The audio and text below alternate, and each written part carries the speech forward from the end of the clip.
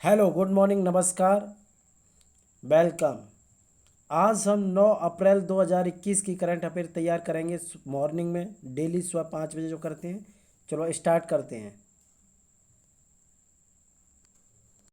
Question number first, निम्न में से किस राज्य सरकार ने हाल ही में गरीब श्रमिकों को सरकारी नौकरी की उम्र में सीमा में छूट देने की घोषणा की है? केरल सरकार, गुजरात सरकार, महाराष्ट्र सरकार, राजस्थान सरकार। तो आपके पास 10 सेकंड का टाइम है, जल्दी से आंसर बताएं। जल्दी बताएं आंसर। तो इसका आंसर क्या होगा? जल्दी बताएं। तो क्या होगा इसका आंसर? राजस्थान। किसने दिया है? राजस्थान ने। राजस्थान सरकार ने हाल ही में ईडब्ल्यूएस आर्थिक रूप से कमजोर वर्ग के युवाओं को सरकारी नौकरी में उम्र सीमा में 5 से 10 साल देने की घोषणा की है, जिसके तहत पुरुष अभ्यर्थियों को अन्य आरक्षित वर्गों के समान अधिकतम आयु सीमा 5 साल और महिलाओं अभ्यर्थियों को 10 साल की छूट मिलेगी। क्वेश्चन नंबर सेकंड, रिलायंस जियो इंफोकॉम लिमिटेड ने हाल ही में किस कंपनी के साथ हुए एक स्पेक्ट्रम ट्रेडिंग समझौते में 800 मेगाहर्ट्ज बैंड में स्पेक्ट्रम के अधिकार खरीदे हैं? Vodafone limited, idea phone limited, भारतीय एयरटेल लिमिटेड, सभी। तो आपके पास 10 सेकंड का टाइम है, जल्दी से आंसर बताएं। जल्दी बताएं आंसर। तो इसका आंसर क्या होगा? जल्दी बताएं। तो इसका आंसर क्या होगा? भारतीय एयरटेल लिमिटेड। क्या होगा? भारतीय एयरटेल लिमिटेड।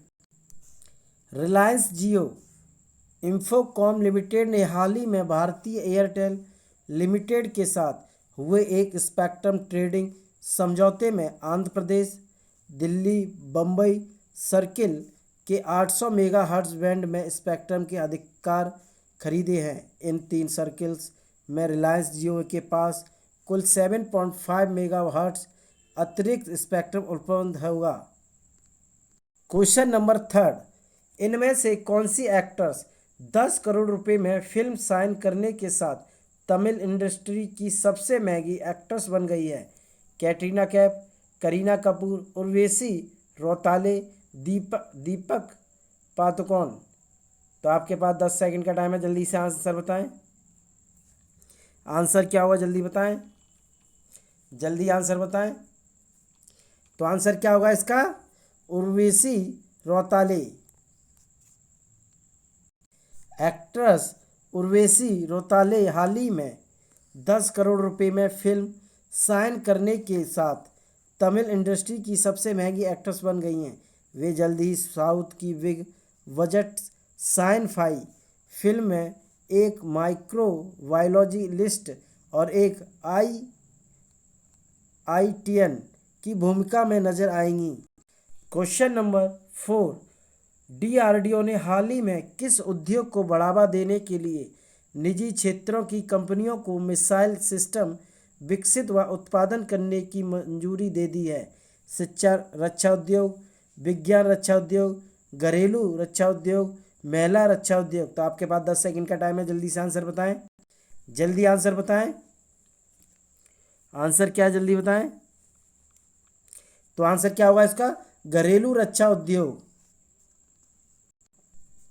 रक्षा अनुसंधान व विकास संगठन डीआरडीओ ने हाल ही में घरेलू रक्षा उद्योग को बढ़ावा देने के लिए निजी क्षेत्रों की कंपनियों को मिसाइल सिस्टम विकसित व उत्पादन करने की मंजूरी दे दी है। डीआरडीओ का यह प्रयोग मेक इन इंडिया परियोजना का हिस्सा है। क्वेश्चन नंबर 5, फोर्ब्स के द्वारा जारी भारत के 10 सबसे दौलतमंद लोगों की सूची में कौन पहले स्थान पर रहा है? गौतम आडवाणी, मुकेश अंबानी, एम.एच. हसन, प्रेमजी, नंदन नीलेखी। तो आपके पास 10 सेकंड का टाइम है, जल्दी से आंसर बताएं। जल्दी आंसर बताएं। तो आंसर क्या होगा? गौतम अडानी नहीं होगा, मुकेश अंबानी यही आंसर है। फोर्ब्स के द्वारा जारी भारत की 10 सबसे दौलतमंद लोगों की सूची में मुकेश अंबानी पहले स्थान पर रहे, जबकि अडानी दूसरे नंबर पर। साथ ही अमेजन के मालिक जेफ बेजोस विश्व के सबसे अमीर व्यक्ति रहे हैं। वे लगातार चौथे साल पहले स्थान पर रहे हैं। उनके पास 177 बिलियन डॉलर की संपत्ति है। क्वेश्चन नंबर 6, 8 अप्रैल को विश्व भर में कौन सा दिवस मनाया जाता है? अंतर्राष्ट्रीय महिला सुरक्षा दिवस, अंतर्राष्ट्रीय डाक दिवस, अंतर्राष्ट्रीय रोमा दिवस, अंतर्राष्ट्रीय सीमा सुरक्षा दिवस। तो आपके पास 10 सेकंड का टाइम है, जल्दी से आंसर बताएं।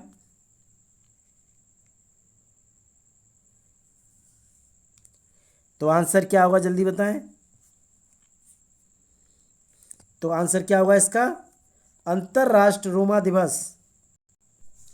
8 अप्रैल को विश्व भर में अंतर्राष्ट्रीय रोमानी दिवस मनाया जाता है। वर्ष 1990 में पोलैंड में आयोजित चौथे विश्व रोमानी कांग्रेस के दौरान 8 अप्रैल को अंतर्राष्ट्रीय रोमा दिवस मनाने की घोषणा की गई है थी।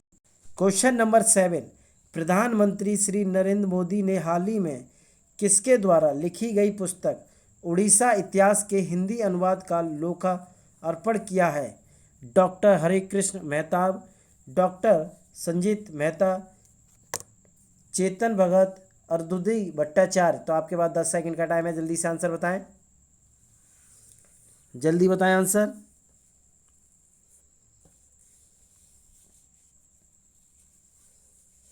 तो आंसर क्या होगा इसका, जल्दी बताएं।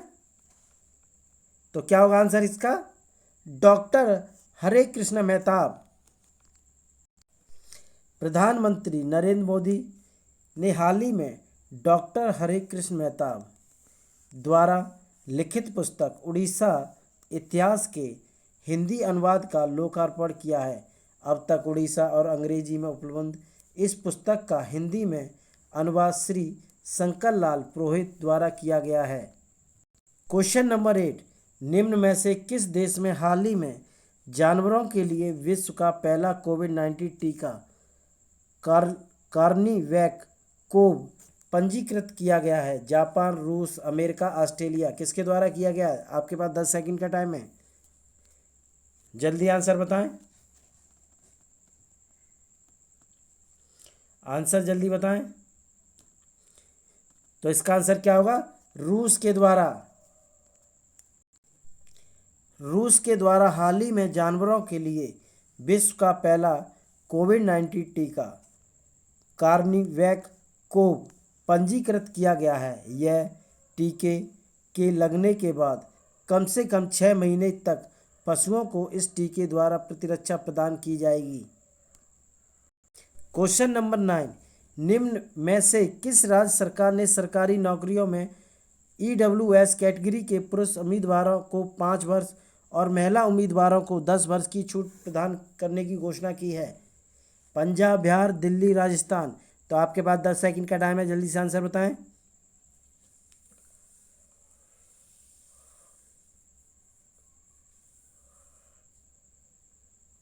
तो आंसर क्या होगा, जल्दी बताएं। तो आंसर क्या होगा इसका? राजस्थान सरकार।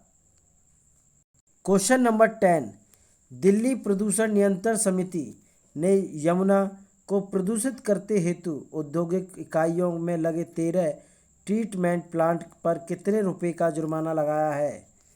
10.05 करोड़ रुपए, 15.05 करोड़ रुपए, 16.05 करोड़ रुपए, 18.05 करोड़ रुपए। तो आपके पास 10 सेकंड का टाइम है, जल्दी से आंसर बताएं।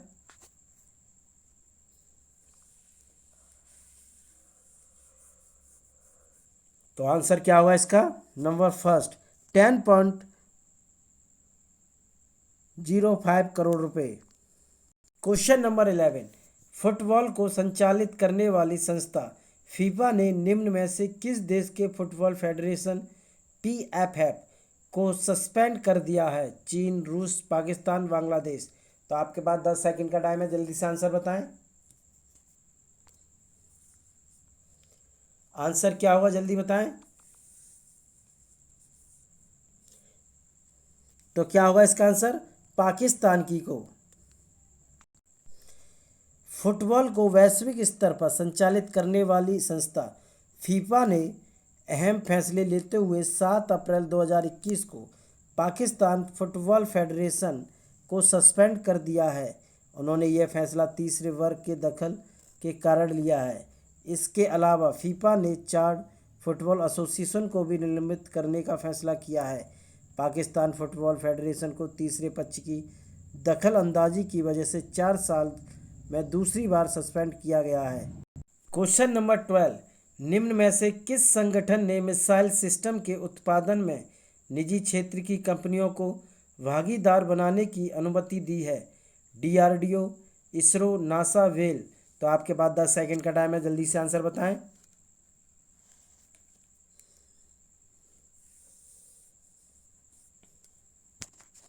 तो आंसर क्या होगा, जल्दी बताएं। तो इसका आंसर क्या होगा? DRDO द्वारा। रक्षा अनुसंधान विकास संगठन DRDO ने निजी क्षेत्र की कंपनियों को मिसाइल प्रणालियों के विकास और उत्पादन में इसके साथ काम करने की अनुमति दी है। यह घोषणा विकास व उत्पादन भागीदार कार्यक्रम के तहत की गई। क्वेश्चन नंबर 13, अंतर्राष्ट्रीय नस्लीय भेदभाव उन्मूलन दिवस निम्न में से किस दिन मनाया जाता है? 10 जनवरी, 21 मार्च, 15 जुलाई, 10 मई, 20 मई। तो आपके पास 10 सेकंड का टाइम है, जल्दी से आंसर बताएं।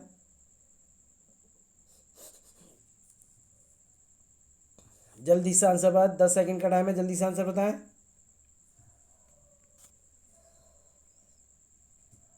तो आंसर इसका क्या होगा? 21 मार्च। प्रत्येक वर्ष 21 मार्च को अंतर्राष्ट्रीय नस्लीय भेदभाव उन्मूलन दिवस मनाया जाता है। यह दिवस जातिवाद, नस्लीय भेदभाव के विरुद्ध एकजुटता का आह्वान करता है। अक्टूबर 1966 में संयुक्त राष्ट्र महासभा ने 21 मार्च को अंतर्राष्ट्रीय नस्लीय भेदभाव उन्मूलन दिवस के रूप में मनाने की घोषणा की थी। मानव अधिकारों के उल्लेखन के अतिरिक्त इस नस्लीय भेदभाव का मानव स्वास्थ्य और कल्याण पर भी हानिकारक प्रभाव पड़ता है तथा यह सामाजिक सामंजस्य में बाधा उत्पन्न करता है। क्वेश्चन नंबर 14, टोक्यो ओलंपिक 2021 से हटने वाला पहला देश निम्न में से कौन सा बन गया है? भारत, चीन, उत्तर कोरिया, नेपाल। तो आपके पास 10 सेकंड का टाइम है, जल्दी से आंसर बताएं।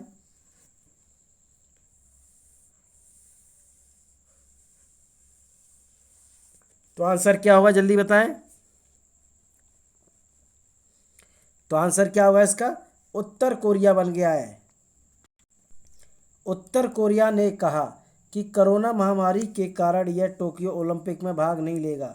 उत्तर कोरिया के खेल मंत्रालय की एक वेबसाइट ने कहा है कि 25 मार्च को अंतर्राष्ट्रीय ओलंपिक समिति की बैठक के दौरान यह फैसला लिया गया। सदस्यों का मानना था कि कोरोना महामारी के बीच खिलाड़ियों की सुरक्षा अहम है। वहीं तैराकी की वैश्विक संस्था फिना ने कहा है कि 18 से 23 अप्रैल तक टोक्यो में होने वाले विश्व कप को रद्द कर दिया गया है। क्वेश्चन नंबर 15, वैज्ञानिकों ने नए जीवित रोबोट बनाने के लिए किस जंतु की स्टेम कोशिकाओं का उपयोग किया है? बिल्ली, मछली, मेंढक, सांप। तो आपके पास 10 सेकंड का टाइम है, जल्दी से आंसर बताएं।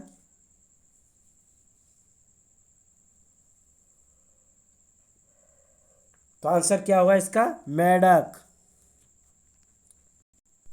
वैज्ञानिकों ने नए जीवित रोबोट बनाने के लिए मेंढकों को स्टेम कोशिका का उपयोग किया है।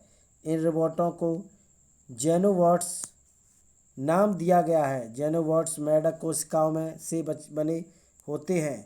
उनका नाम जेनोपस लेविस मेंढक के नाम पर रखा गया है, जिन्होंने रोबोट बनाने के लिए कोशिकाओं की आपूर्ति को। जेनोपस लेविस एक अफ्रीकी मेंढक है। हमारे चैनल को लाइक, शेयर, सब्सक्राइब और कमेंट करके ज़रूर बताएं। Thank you.